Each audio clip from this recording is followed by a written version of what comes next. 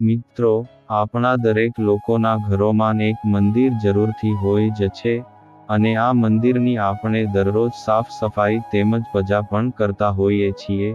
પણ મિત્રો, શું તમને ખબર છે કે મંદિરની અંદર આપણે ઘણી એવી વસ્તુઓ રાખી મૂકીએ છીએ, અથવા તો એવી ભૂલો કરી બેસીએ છીએ, જેના લીધે ભગવાન માતા લક્ષ્મી તેમજ દેવી દેવતાઓ કોપાયમાન થાય છે, જેના લીધે ઘરની અંદર અશાંતિ તેમજ બિનજરૂરી ખર્ચા તેમજ દવાખાનાઓ આવીને ઊભા રહે છે, આપણું પરિવાર પણ વેરવિખેર થતું જણાય છે.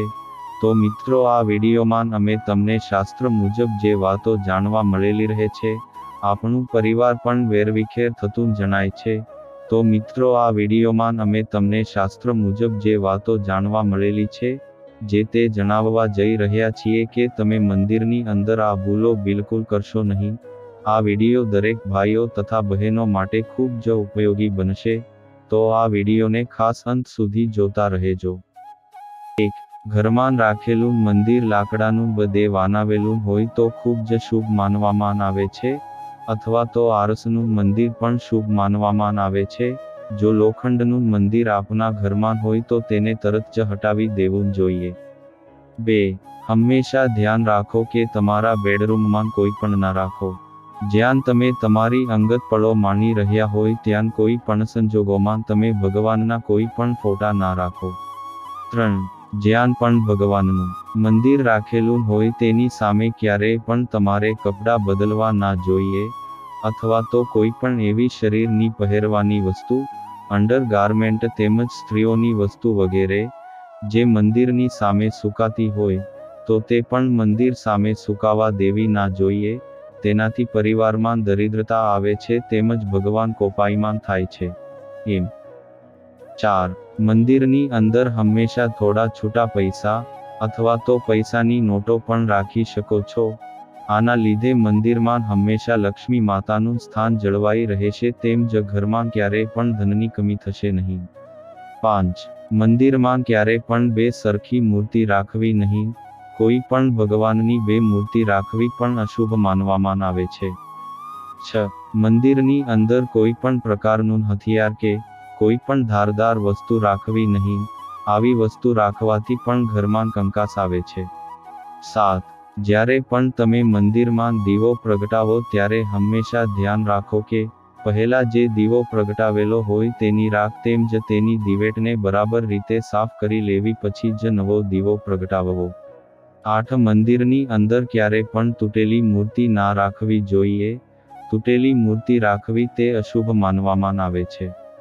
9. મંદિરની અંદર દેવી દેવતાઓના પોસ્ટર રાખેલા હોય તો ધ્યાન રાખો કે તે પોસ્ટર ફાટેલા ના જોઈએ. ફાટેલા તૂટેલા પોસ્ટર રાખવાથી ઘરની અંદર અશાંતિ આવે છે.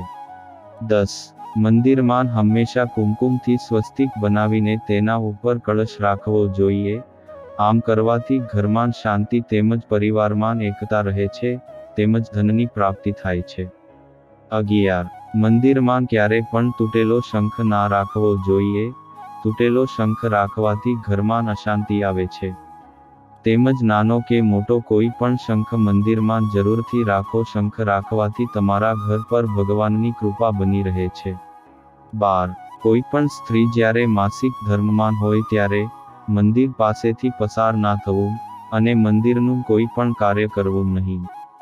13.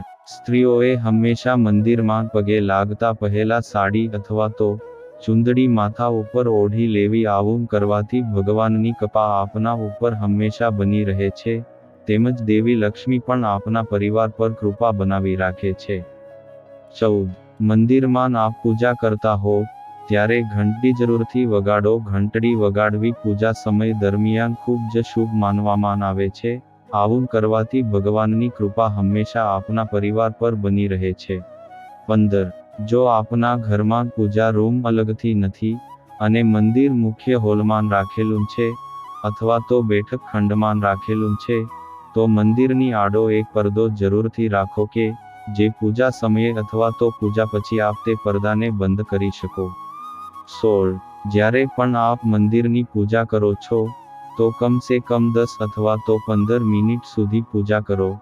ફક્ત 5 મિનિટમાં પૂજા કરીને આપ જતા રહો છો તો તે પણ ઘર માટે અશુભ માનવામાં આવે છે. 17. પૂજા કર્યા પછી હંમેશા થોડું પાણી તુલસીના છોડને અર્પણ કરો. આવું કરવાથી આપના ઘરમાં સકારાત્મક ઉર્જાનો વાસ થાય છે તેમજ ઘરમાં સકારાત્મક વિચારો જળવાઈ રહે છે. 18. મંદિરમાં અગરબત્તી કરો ત્યારે હંમેશા એક અગરબત્તી તુલસીના છોડ પર રાખો. આવું કરવાથી ઘરમાં માતાજીની કૃપા બની રહે છે તેમજ ધન લાભ થાય છે. 19. મંદિરની સામે ક્યારેય પણ કોઈ પણ ઘરના સભ્યોએ ગાળો બોલવી નહીં. આવું કરવાથી ઘરમાં કંકાસનો વધારો થાય છે તેમજ આવતા સમયમાં ઘર માટે ખૂબ જ અશુભ દિવસોની શરૂઆત થાય છે. 20. કોઈ પણ સારું કાર્ય કરવા જતા પહેલા મંદિરની અંદર જ્યાં પણ અગરબત્તીની રાખ પડેલી હોય છે તે થોડીક આંગળી ઉપર લઈને તમારા કપાળ ઉપર લગાડીને જવું. તમારું તે કામ સફળતાપૂર્વક થઈ જશે તેમ જ રસ્તામાં કોઈ પણ અડચણ કે બાધા પણ નહીં આવે. 21. મંદિરમાં ખાસ કરીને ભગવાન ગણેશની મૂર્તિ જરૂરથી રાખો. ભગવાન ગણેશની મૂર્તિ રાખવી તે ખૂબ જ શુભ માનવામાં આવે છે. 22. હંમેશા ધ્યાન રાખો કે ગણપતિજીની મૂર્તિ ઘરના મુખ્ય દરવાજાની બહાર મુખ રાખીને ના રાખવી. હંમેશા મુખ્ય દરવાજાની અંદરની બાજુ રાખવી શુભ માનવામાં આવે છે. 23. યાદ રાખો કે તૂટેલા અને ખંડિત થઈ ગયેલા ચોખા મંદિરમાં ના રાખો. તેમજ જૂના થઈ ગયેલા ચોખા હંમેશા સમયસર બદલતા રહો. 24. મંદિરમાં ક્યારેય પણ જૂના કરમાયેલા ફૂલો ના રાખવા જોઈએ. હંમેશા દરરોજ ફૂલને બદલતા રહો તેમજ ફૂલોની માળા પણ સમયસર બદલતા રહો. 25. મંદિરમાં રાખતા ચોખાને પહેલા થોડીવાર હળદરમાં પલાળીને રાખો પછી તેનો ઉપયોગ કરો. આનાથી વધારે શુભ ફળ મળે છે તેમજ ભગવાનની કૃપા બની રહે છે. 26. હંમેશા યાદ રાખો કે તમારા પૂર્વજોની તસવીર ક્યારે પણ મંદિરમાં ના રાખો. વાસ્તુશાસ્ત્ર અનુસાર મૃત પૂર્વજોની તસવીર મંદિરમાં રાખવી તે અશુભ માનવામાં આવે છે. તમે ચાહો તો તે તસવીરને મંદિરની બાજુમાં રાખી શકો છો પરંતુ મંદિરની અંદર રાખવું તે અશુભ માનવામાં આવે છે. 27. ઘણા લોકો મંદિરની અંદર સંતો અથવા તો ઋષિ મુનિઓના ફોટા પણ રાખે છે. આવા ફોટા રાખવા પણ અશુભ માનવામાં આવે છે. આવા ફોટા અને આપ મંદિરની બાજુમાં રાખી શકો છો પરંતુ ભગવાનની સમક્ષ રાખો તે અશુભ માનવામાં આવે છે. 28. હંમેશા ધ્યાન રાખો કે માતા લક્ષ્મીની મૂર્તિ બેઠેલી મુદ્રામાં હોવી જોઈએ. ઊભી મુદ્રામાં રાખેલી મૂર્તિ મંદિરમાં ના રાખવી જોઈએ. 29. મંદિરની અંદર હંમેશા નાની સોપારી જરૂરથી રાખો. નાની સોપારી રાખવી મંદિરમાં ખૂબ જ ફાયદાકારક માનવામાં આવે છે. 30. મંદિરની અંદર થોડું ગંગાજળ પણ રાખવું ખૂબ જ શુભ માનવામાં આવે છે. ગંગા નદીને માતાનું સ્થાન આપવામાં આવ્યું છે ત્યારે ઘરમાં અથવા તો મંદિરમાં ગંગાજળ રાખવું અને સમયાંતરે તે ગંગાજળનો છંટકાવ પણ કરવો તે ઘરમાં પોઝિટિવ ઉર્જા અને સકારાત્મકતા જાળવી રાખે છે. મિત્રો, આ માહિતી આપને પસંદ આવી હોય તો એકવાર કોમેન્ટ બોક્સમાં જય માતાજી લખવાનું ભૂલશો નહીં, જેથી માતાજીની કૃપા આપ સૌના પરિવાર પર બની રહે. અને ખાસ વિડીયોને લાઈક અને નીચે આપેલું લાલ કલરનું બટન દબાવીને આપણી આ ચેનલને સબસ્ક્રાઇબ કરવાનું ભૂલશો નહીં, જેથી આવી જ અવનવી માહિતી સમયસર આપ સુધી પહોંચતી રહે.